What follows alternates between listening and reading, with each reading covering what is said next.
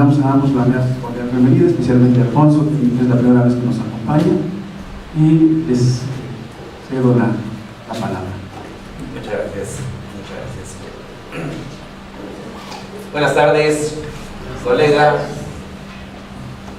Buenas tardes, me da mucho gusto saludarlos. Primeramente los felicito de verdad por destinar horas de los viernes sociales, de los sábados en la mañana, para dedicarlo a cosas menos importantes como el estudio del derecho. Además, hoy es un día, a mí me da mucho gusto compartir este foro con un muchacho al que conozco desde que tenía pantalón corto, y yo siempre lo sigo viendo como el niño del pantalón corto que conocí hace muchos años. Buen alumno en la Universidad Panamericana, me da mucho gusto. Entonces me sentía yo muy tranquilo de estar aquí con él, pues total, él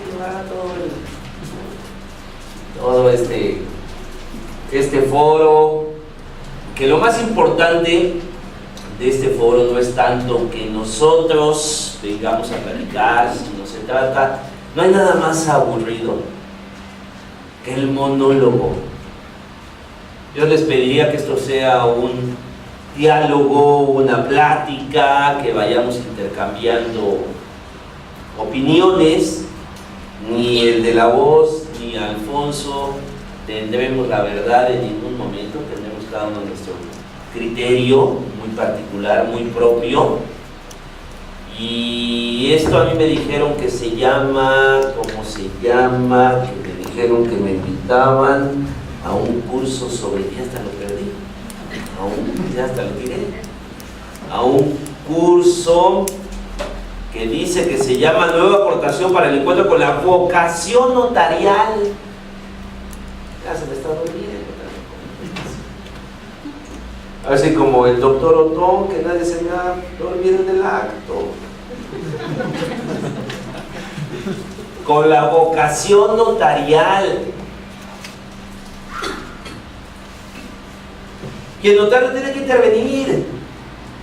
Y les voy a dar ¿me voy a permitir? No está de acuerdo. Usted dice, ¿cómo hacer? ¿Qué es ella? Está usted en su casa. Muy bien, vamos a comenzar a título nada más introductorio, a título nada más introductorio, porque yo de verdad no quiero que sea esto una plática donde todo brota de aquel lado y aquel, uno se me duerme, el otro viene de Hidalgo y empieza a sacar aquí sus cosas, y aquí vamos a tener hasta disposiciones de Puebla, de Hidalgo, y vamos a estar pudiendo comparar, padrísimo, todas las disposiciones legales. Bueno, para tal fin, vamos a comenzar. Elementos brevísimos, nada más para ubicarnos, para olvidar que perdió México, para olvidar que mañana hay partidos, para decir, bueno, ya estamos aquí, vamos a disfrutarlo, vamos a intentar divertirnos, vamos a intercambiar opiniones y a ver qué pasa. Y si se quedan 3 ideas en la mente de cada uno de ustedes, bueno, se cumplió de verdad la función. Se cumplió la función. Muy bien. A ver, recuérdenme por favor, ¿quién se atreve a recordarme cómo nace un crédito fiscal? ¿Qué sigue en este proceso? Ya nació la obligación tributaria. ¿Qué sigue? Ya tengo aquí la obligación tributaria. Así ya, así ya. Sin ningún besito, sin nada. ¿Cómo? ¿Qué sigue? Ya nació la obligación tributaria. A ver, cambiemos la hipótesis. Por eso les digo que por eso me gusta mucho el fiscal, porque nos obliga a pensar de todo. Cambiemos la hipótesis.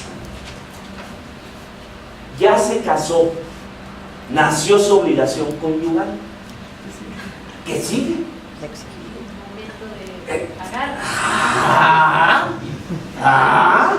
Ya comenzaron los besitos, ¿verdad? ¿Qué sigue? siguen unas etapas que son indispensables para que nazca, ahora sí, el crédito fiscal. ¿Cuáles son estas etapas? Entre el nacimiento de la obligación tributaria y el nacimiento del crédito fiscal. Ya no se denomina obligación tributaria, ahora lo vamos a denominar crédito fiscal. ¿Qué necesitamos de este lugar a este lugar? Es mío y con responsabilidad solidaria. Por eso digo que la primera regla fiscal notarial se hace la voluntad del legislador en las mulas del prestatario. Esa es la primera regla fiscal notarial. Si estuviéramos en este momento en una plática de abogados audaces tipo Chuchos Patiños, que lo único que están vendiendo es productos para su cliente y cobrando millonadas, pues entonces mi filosofía sería diferente. Mi filosofía sería: yo le voy a usted ahorrar el 20% y de ahí usted me paga el 20%. Ah, eso sí, cuando haya problema, ¿de quién es el problema? De usted. De usted, no mío. Por eso es tan sencillo hablar de esa forma. Porque su patrimonio no va a sufrir merma alguna. Es tan sencillo, él y muchos otros, ¿no? Su patrimonio no va a sufrir merma alguna. En cambio, la del notario sí va a sufrir, y olvidemos de merma en el patrimonio, en la reputación profesional. Consecuentemente, a nosotros, por eso decía yo que esto se denomina con la Carlos, perfecto. ¿Qué son estos conceptos? Platícame. ¿Qué es la actualización? Es el dinero que no se le pagó en tiempo al fisco en el transcurso del tiempo. Él entonces nos da un factor de actualización para que ese dinero tenga el mismo valor al día del pago. Exactamente. Y se le sumen los recargos correspondientes. Como casi no hay inflación, porque la inflación la medimos con el índice nacional de precios al consumidor, nada más que nada de lo que consumimos está en el índice nacional de precios al consumidor. ¿Alguien ya ha visto el TONER? Índice nacional de precios al consumidor TONER. No, ¿verdad? Ay, pues entonces con razón, sí, con razón la inflación es de 3%. Pues no, claro que no. Entonces, los pesos que no pagué en su oportunidad se convierten en pesos de hoy. Esa es la actualización, a fin de que el fisco no vea mermado su ingreso por la falta de pago de un crédito fiscal. Estos 10 pesos al paso del tiempo valen 14. Primera consecuencia. Segunda consecuencia, ahí no ha habido más que la restitución del pago de lo debido, reconociendo un efecto inflacionario. Debiste pagarme tanto, ahora me pagas X cantidad. Es lo mismo, ¿no? Nosotros en el siglo pasado, por ahí de los 70s, él ya estudiante, yo todavía no. También eran impuestos sobre traslación de dominio. Hace unos años, todavía en el Estado de México, era impuesto sobre traslación de dominio, por cierto, nos estamos refiriendo a lo mismo, a la adquisición de un inmueble. La manifestación objetiva que ocurre en el momento en que una persona física o moral adquiere un inmueble. Esa es la hipótesis de causación, y a partir de ahí se derivan una serie de supuestos que han ido creciendo, ampliándose, complicándose día con día. Todavía me acuerdo, y te acordarás, tocayo, de cuando nuestra ley fiscal decía, porque somos de veras, somos gruesos. El impuesto sobre adquisición de inmuebles se causa cuando una persona física o moral adquiere un inmueble y todavía tuvimos que agregarle por unos abusados, que consiste en el suelo y recula, sí se puede decir, no rectifica, recula, y dice, momento, me estás viendo la cara. Y entonces establece otra hipótesis normativa.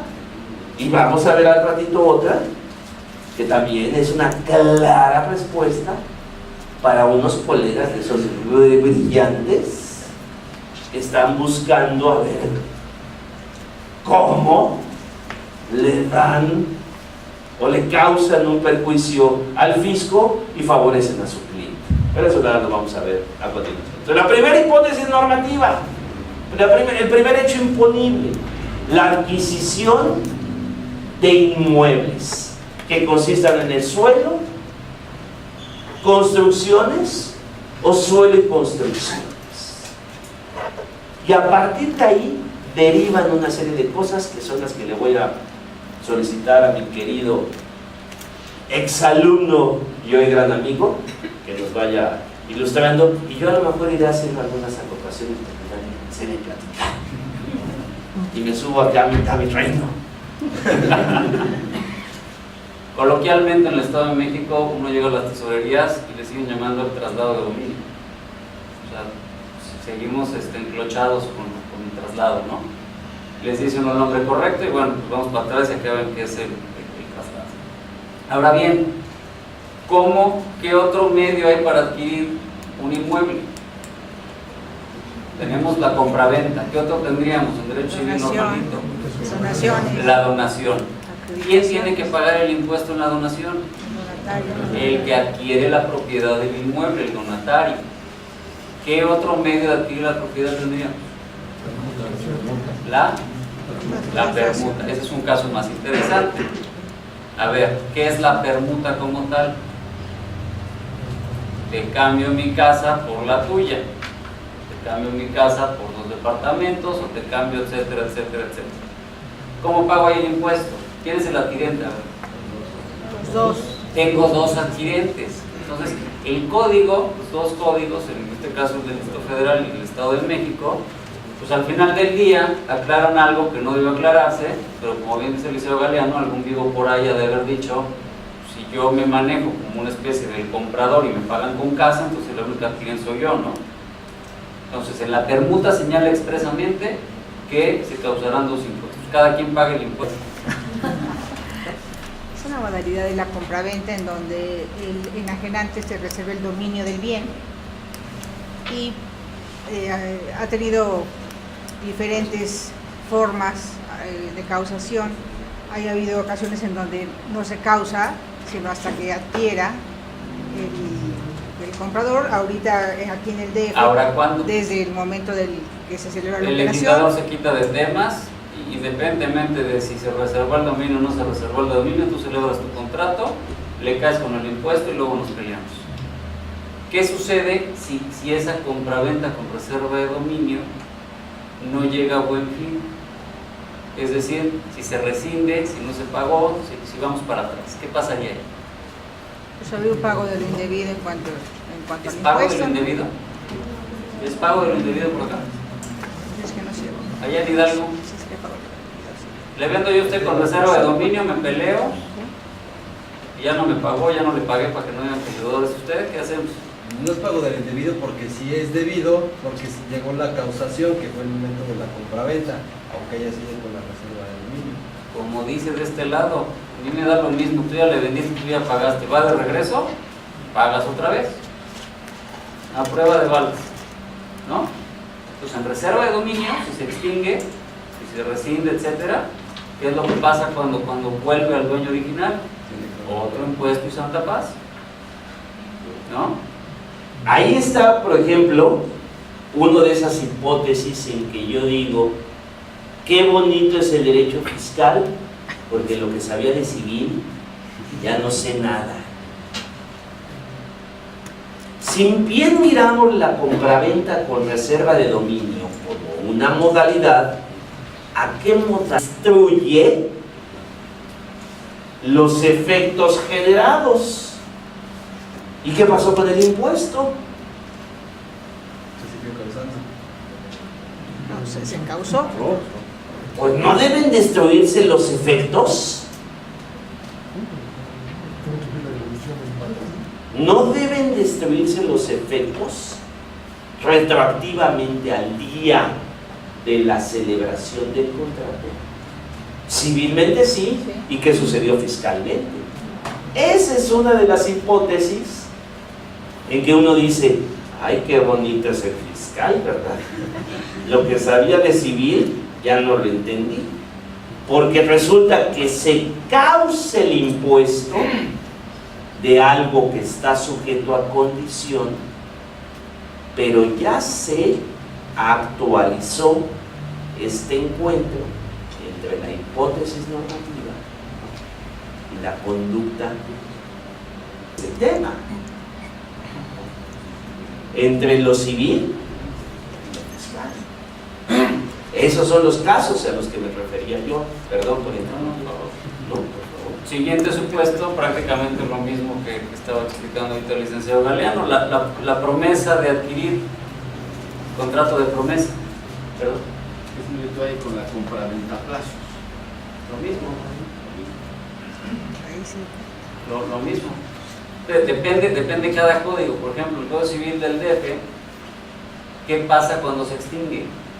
Cuando se extingue, uno deja una cantidad como si fuera renta y al otro le devuelven su inmueble. En el Estado de México, si se pagó más del 50% del precio, el comprador tiene facultad de exigir el cumplimiento forzoso. Ahí tendríamos una diferencia en ambos casos. Ahí vas un poco a más seguro, si ya se pagó más de la mitad en el Estado de México. Pero bueno, es el mismo supuesto, ¿no? El siguiente pues es todavía más divertido porque volvemos a la promesa de compraventa, ¿no? Si en la compraventa con reserva de dominio se causa, pues la promesa de compraventa está todavía peor, ¿no? ¿Qué es la promesa de compraventa? Porque además aparte lo aclara aquí, y esto volvemos a lo que decía el licenciado Galeano, pues estos copasados de vivos, la mitad de los constructores. O sea, ¿qué pasa? Celebrabas tu contrato y ¿qué dice el código? Si ya se pagó el precio, si se pagó parte del precio o si le diste posesión. Es que para celebrar el contrato privado, ¿qué es parte del precio? 50 pesos, ¿no? Ya no nos metemos a todos los temas de ese principio de exigibilidad, que si es compraventa. Vámonos a liso y llano, un contrato privado, un contrato de promesa de compraventa. Entonces, bueno, aquí tenemos el mismo problema, ¿no? Tenemos el mismo problema de que hay un supuesto en el que todavía no llegamos a esa venta y pues ya tenemos que pagar el impuesto. Caso más complejo aquí, y volviendo al tema también de lo que es el notario, ¿no? ¿Cuántos contratos privados de compraventa tendríamos que formalizar? ¿Cuántos contratos de promesa tendríamos que formalizar? Y en la realidad son los menos, ¿no? ¿Cuántas operaciones en México se hacen en contrato privado o en contrato de promesa? ¿Cuáles son los más? Los contratos privados de compra, no de promesa, de compra. De compra. Tenemos ¿qué tendríamos que hacer en ese supuesto? Ahorita lo vamos a ver más adelante, quién es el responsable de ese impuesto. Pero técnicamente todas las compraventas en notaría, ¿cuándo se celebran? Perdón por la interrupción, Alfonso. Continúa. Siguiente supuesto. Nadie más importante. La cesión de derechos y futuro comprador en todo este tipo de contratos, ya sea en los de compraventa con reserva de dominio o los de promesa de venta. ¿Quién termina? ¿Cómo sería una operación de esas? El vendedor le vende a Juan, Juan le cede los derechos a Pedro, ¿y cómo sería esa escritura? Para ver si estamos en el mismo canal. ¿Cómo funciona esa cesión de derechos? Yo celebro una compraventa con una inmobiliaria, que es el caso más o menos común, ¿no? Y luego le digo a la inmobiliaria, pues ahora escritúrale al licenciado Galeano. ¿Pasa o no pasa? Lo que pasa, o sea, no. Por supuesto que pasa. Entonces, ¿qué tiene que hacer la inmobiliaria? La inmobiliaria ya contablemente, fiscalmente ya registró ese ingreso de dinero. ¿Ellos le pueden transmitir al cesionario? Sí, pero tiene que ser el mismo valor. ¿Qué tenemos que hacer el licenciado Galeano y yo en el Inter para poder hacer eso? Una cesión de derechos. ¿Cuántos impuestos de adquisición traigo ahí en esa operación? Traigo 2. ¿A qué fechas? ¿Los 2 los pago cuando celebro la escritura? Bueno, sí los paga en ese momento. Sí. Sí los paga, pero con Sí, la fecha de causa. Ojo, sí, quién sabe. Porque a Bueno, lo mejor ya traigo uno por ahí a pagado. lo mejor puede ser que vengan pagados, pero si no vienen Si no pagados, vienen se pagan pagados. lo que se firma en la escritura, porque el que ¿Qué cede, regla le aplico a uno y a otro? las reglas son la tarifa y la base, No, eso que ya sea sé. de la fecha de la ¿Qué celebración del fecha contrato, de causación? del contrato privado de compraventa originario de esa fecha. Esa fecha, Sí, si para nos que se va a todo lo que formalizar. decía la abogada. Y transmitir desmembrado lo que no estaba desmembrado cuando el usufructo se constituye solo por enajenación o por retención, no hay más. Solamente. Bueno, abundando un poquito más en el tema que usted dice, y bajo la misma postura, estaríamos también pensando en el derecho,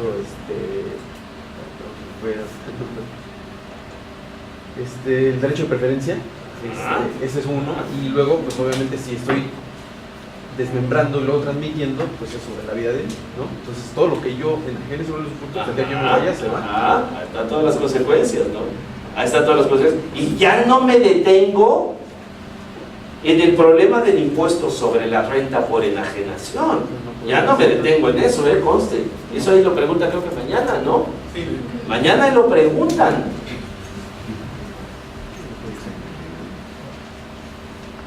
¿Quién tiene derecho a eximirse por estar vendiendo su casa habitación? ¿Cuánto le toca a uno y cuánto le toca al otro? ¿Le toca a los dos? ¿Le toca solo a uno? ¿Quién es el contribuyente?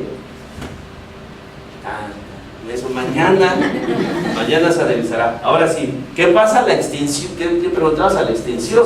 A ver, antes de tocar la extinción, lo que dice el licenciado Galeano, lo que hay estados que se han medio dado cuenta de esto. En el Estado de México estamos a medio camino. ¿Qué es medio camino? Esto era para un poquito después, pero yo creo que vale la pena lo tocamos una vez. El tema de registro público de una operación de estas, como bien comenta, lo celebramos todos los días en el Orden de Ideas. En el Estado de México, el usufructo, no me digan por qué, lo entendían como una especie de gravamen y lo inscribían en el libro segundo. Absurdo, ¿no? La siguiente parte absurda es que efectivamente, ¿quiénes están adquiriendo? ¿Quiénes son titulares del inmueble? Independientemente de lo que comentaba ahorita el licenciado Galeano. ¿Cuántas inscripciones realizamos en registro público de una operación en la que uno adquiere la nuda propiedad? Y entonces, ¿qué fue dándose cuenta la ley? La ley sigue diciendo, si tienes derecho de reversión, no se causa. ¿Cuándo se empieza a causar? Y ahí fue cuando empezaron a aventarle ahí incisos. Si tú cedes los derechos, tu fideicomitente que tienes derecho a readquirir, cedes esos derechos, evidentemente ya no puedes readquirir, ya lo adquiere otro, se causa el impuesto, ¿no? ¿En qué va todo encaminado? Para no leer todo. Si pierdes el derecho de readquirir, se causa el impuesto. Ahora bien, ¿qué pasó con todos estos fideicomisos inmobiliarios que todo el mundo hacía? Que luego además se hacían fideicomisos de garantía. Aportaba un agente X, aportaba un inmueble, era un terreno o era un terreno en construcción que iban a tirar para ahí levantar un edificio o hacer un conjunto, y luego en ese mismo fideicomiso se colgaba la garantía a favor del acreedor que daba el dinero para que construyeran, y al final del día, ¿qué pasaba? Le transmiten ya a los compradores. ¿A alguien le suena esto lógico que ese dueño del terreno o este adquirente, este constructor, que realmente, cómo van versados esos fideicomisos? Los fines son, de cada cosa que yo venda, al del terreno le pagas X porcentaje, y yo que metí lana para construir me pagas el otro porcentaje. ¿Quién está vendiendo el inmueble? ¿A quién le está cayendo dinero? Principalmente al segundo, al que metió dinero. Entonces, ¿qué dijo la ley? Espérenme tantito, se acabó. Si tienes un fideicomiso inmobiliario, por llamarlo de alguna forma, si tienes un fideicomiso inmobiliario, me da lo mismo, pagas tu impuesto de entrada. Entonces, ahora sí, ya que pagaste tu impuesto de adquisición para que funcione como debe funcionar, me da lo mismo si te reservas el derecho de readquirir, me da lo mismo. A la hora que salga del patrimonio del fideicomiso, el adquirente, ¿qué va a pasar? Pagas otro impuesto y ya le cobró el impuesto que toda la vida se venía comiendo. Esto es relativamente reciente este asunto, ¿no? No sé si hay alguna duda de esto del fideicomiso. O sea, a lo mejor debería ser más amplio, pero bueno. En el caso en el que el fideicomitente del terreno se revierta la propiedad al final, también se va a revertir un poco de construcción después de haber hecho el condominio en fideicomiso. Entonces, en ese caso, tendría que pagar ISAI doble por su terreno. Eso sería como... Viene una de las reglas también, en este impuesto viene otra regla también, que te dice, en ambos códigos te dice, ok, si te revierten, hay que ver qué tanto avance hubo en construcciones. Entonces sí me pagas por la diferencia de lo que no era tuyo, una especie de demasía. O sea, sí tienen que ver, y sí lo señala, tienes toda la razón, lo omití. En ese caso tienes que ver el avance. No tiene más camino que seguir la instrucción de Alfonso de ya me pagó y revertir exactamente la misma propiedad a mi favor. Estoy de acuerdísimo, no hay generación alguna de impuesto y el fideicomiso fue utilizado exclusivamente como una figura de garantía. En el momento en que este objeto se va a modificar en el desarrollo de los fines del fideicomiso, aquí hay causación de impuestos, llamémosle como le llamemos. El derecho de reversión allí es inexistente hoy o va a llegar a ser inexistente en algún momento. Seguro que en algún momento llega a ser inexistente. El único problema es que yo ya pasé la bola baja. Yo ya constituí el fideicomiso y le puse una tremenda leyenda allí que me reservo el derecho de reversión. Y entonces ya mandé mi copia certificada de mi escritura y mi aviso a la tesorería diciéndole, hey, este fideicomiso no es generador de impuesto y yo ya pasé la bola baja. Ahora es problema del siguiente notario. Y si el siguiente notario, ese fideicomiso no era generador de impuestos, no es mi problema, yo hago la siguiente operación. Espérate, manito, espérate. Son contribuciones relacionadas con inmuebles. Y por lo tanto, los adquirentes son responsables solidarios de las situaciones fiscales ocurridas con anterioridad. Entonces, no te libras de tu responsabilidad, notario tan abusado, si dejas pasar la bola baja que yo pasé. Esto es como, ¿cómo se llama ese juego de mentirosa, no? Yo le hago aquí así al frufru, y se la paso al otro güey. Par le haces, ¿no? Y el otro dice, estamos jugando mentirosa. Estamos jugando mentirosa. El notario que hizo el fideicomiso y que le puso la tremenda leyenda de derecho a reversión y cuidar los fines del fideicomiso, ese dice, yo ya. El que sigue. Y el que sigue dice, yo no vi nada. Vamos a ver cuándo esto truene. A ver el segundo, cómo, al segundo y al tercero y al cuarto y al quinto, ¿cómo tenemos que ver al fideicomiso? Así.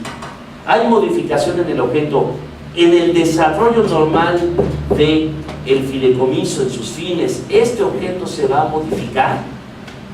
Ese impuesto es generador, ese fideicomiso es generador de impuestos. Hay cambio en fideicomitentes o cambio en fideicomisarios, ese fideicomiso es generador de impuesto. Veámoslo como lo veamos. Lo demás ya es frufru, tutú, magia, bolas bajas, etcétera, etcétera, etcétera.